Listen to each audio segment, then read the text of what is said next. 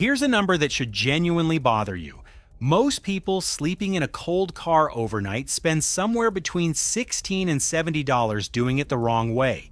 Fuel costs, engine wear, the slow grinding down of a motor that was never designed to idle for 8 hours straight. And the worst part?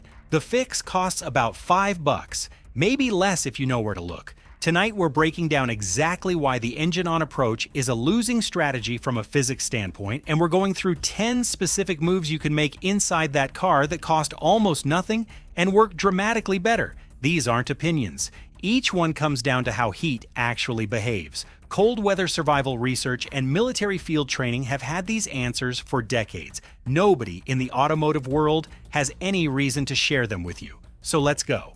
The first problem catches almost everyone. You're cold, so your first move is to pile blankets on top of yourself. Feels logical. It isn't. Your seat is the real enemy, and it's working against you the second you sit down. Metal framing, compressed foam, dense materials, these things are excellent thermal conductors. They draw heat straight out of your body through direct contact, and they do it all night without stopping. No matter how many layers you stack on top, that drain is still happening underneath. The fix is almost embarrassingly simple. Put insulation between your body and the seat before anything else. A folded blanket, a yoga mat, even flattened cardboard. Any of those interrupt the conductive pathway between you and the cold surface you're sitting on. The heat stops draining downward. Only after you've handled that does layering on top actually do what you think it's doing. Now here's something that sounds completely backwards until you understand the physics. Sealing your car tight is actually making you colder. Every breath you exhale loads the cabin air with moisture. In a sealed space with no way out, that moisture keeps building until it hits the dew point and starts condensing on every cold surface inside the vehicle. The glass, the door panels, all of it. And once your blankets and clothing pick up that moisture, their insulating ability collapses. Wet material conducts heat away from your body instead of trapping it. You've turned your insulation into a liability. The counterintuitive fix is a 1 centimeter gap in a window. That's it. That tiny opening lets moisture-laden air escape before it saturates everything around you. The interior stays drier. Your layers keep working. The cabin actually holds more warmth. 1 centimeter changes the whole equation. That gap also leads into the next problem, which is glass. Glass is the single worst thermal boundary in the entire vehicle. A standard pane of car glass has an R value close to 0. It radiates your body heat straight through to the cold air outside. Emissivity, the property that describes how readily a surface loses radiant heat, is extremely high in glass, which means your body is constantly broadcasting heat outward through every uncovered window while you're trying to sleep. Cardboard fixed into each window frame solves this. Cardboard alone sits around R 1.5 per inch of thickness, which sounds modest until you compare it to the near zero you started with. If you have reflective emergency blankets, those are better still. They bounce up to 90% of radiant heat back toward your body. Either way, you've converted a glass-walled heat sink into something resembling an insulated enclosure. Takes about 10 minutes. Costs almost nothing. Once those windows are covered, there's a chemistry problem worth understanding. Carbon dioxide is denser than oxygen. In a sealed or near-sealed car, the CO2 from your breathing settles at face level and accumulates through the night. You're not in danger of suffocating, but you are breathing elevated concentrations of carbon dioxide, and that has a direct effect on how warm you stay. Here's the mechanism. Elevated CO2 shifts your blood pH. Your body responds by constricting blood vessels near the skin to protect core temperature. Circulation to your hands and feet gets reduced. Your thermoregulation becomes less efficient overall, you feel colder than you should, and you feel it faster. The 1 centimeter window gap handles this passively. Fresh air trickles in, stale air escapes, and if you position your head near that gap, sleeping lengthwise in the back seat rather than curled up in front, your breathing zone stays close to the fresher air. No extra gear required. Now let's talk about what you're wearing, because most people get this wrong in a way that costs them significantly. Cotton is the default grab when someone's trying to stay warm. It feels warm when it's dry. The problem is, it doesn't stay dry. A car environment has both perspiration and condensation working against you all night, and cotton absorbs moisture and holds it directly against your skin. Once damp, it loses nearly all of its insulating value, and water conducts heat away from your body 25 times faster than air does. You've effectively wrapped yourself in something that's actively cooling you down and called it warmth. Wool is the replacement that actually works. It holds around 80% of its insulating ability even when wet, because its fiber structure keeps trapping air even as it absorbs moisture. Synthetic fleece sheds water and dries fast enough that the air pockets stay intact. One wool base layer changes your entire night. Check your labels before you commit to sleeping in something. Here's a mistake that costs you the most valuable free heat of the whole evening.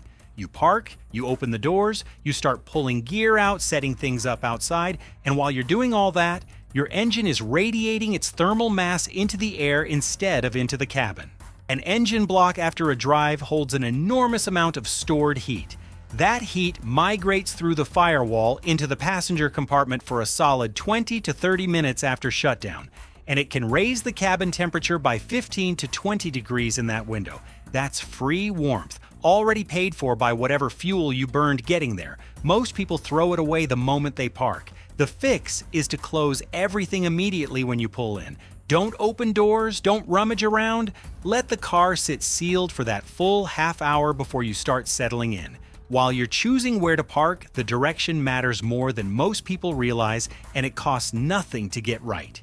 Wind hits the front of a vehicle hardest: the windshield, the hood, the largest glass surface area on the car. Convective heat loss scales with both wind speed and how much surface is exposed to it. Nose into the wind all night means maximum heat loss from the cabin. Turn around, park with the trunk facing the wind. The rear of the vehicle has less glass. The engine bay up front acts as a buffer. Convective losses from the cabin drop without you spending a single dollar or adding a single piece of gear. 10 seconds to position the car correctly saves heat for hours. One more mistake that runs counter to every instinct: don't sleep in your heaviest coat. This sounds wrong until you think about how insulation actually functions. Trapped still air is what keeps you warm. The fibers in a jacket or sleeping bag create thousands of tiny air pockets, and those pockets resist heat transfer because still air is one of the best insulators in existence. But the moment you lie down wearing a thick coat, your body weight compresses the material underneath you. The pockets collapse. The R value in exactly the spots where you need it most drops toward zero. The better approach is loose layering, base layers that aren't crushing any air pockets, with a blanket or sleeping bag draped over the top rather than worn tight. That outer layer creates a tent-like airspace around your body. Your resting metabolism, about 100 watts of heat, same as an old incandescent bulb burning continuously, warms that trapped air, and it stays warm because it isn't moving anywhere. Now for the number that should clarify everything. Idling a car engine burns roughly half a gallon of fuel per hour. At current prices, that's somewhere between $2 and $3 an hour. An 8-hour night runs $16 to $24 in fuel alone. But the hidden cost is worse. Idling keeps combustion temperatures below the optimal range, which accelerates carbon buildup on cylinder walls and degrades engine oil faster than normal driving does. Mechanics consistently estimate that 1 hour of idling produces the equivalent of 30 to 50 miles of engine wear. 8 hours overnight is potentially 400 miles of wear added to your engine every single time you do it. Run that across a full winter, and you're looking at hundreds in maintenance costs stacked on top of the fuel bill. Everything we've covered in this video, cardboard, a cracked window, repositioning before you sleep, runs about $5 total if you're buying emergency blankets new and sourcing everything else from what you already have. The math doesn't require a calculator. The last piece is the highest value upgrade on the entire list, and it costs essentially nothing if you have a bottle that seals. Your body loses the majority of its heat from the torso, specifically from the large blood vessels running through your core. Your blood is how warmth gets from your center to your extremities. When your core temperature starts falling, circulation to your hands and feet gets cut back to protect the vital organs, and the downward spiral accelerates fast.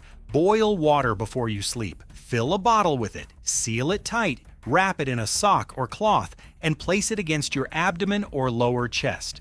Water has one of the highest heat capacities of any common material. It stores an extraordinary amount of thermal energy and releases it slowly. That bottle stays warm for 4 to 6 hours and delivers heat directly at the point where your circulatory system distributes it most efficiently. Your core stays stable, your extremities stay warm, your thermoregulation keeps working the way it's supposed to all night long. A car is not a trap. It's a thermal system with specific physics governing how it gains and loses heat. Now you understand those physics, and you know exactly where to intervene at each point. $5, the rest is just knowing where to put it.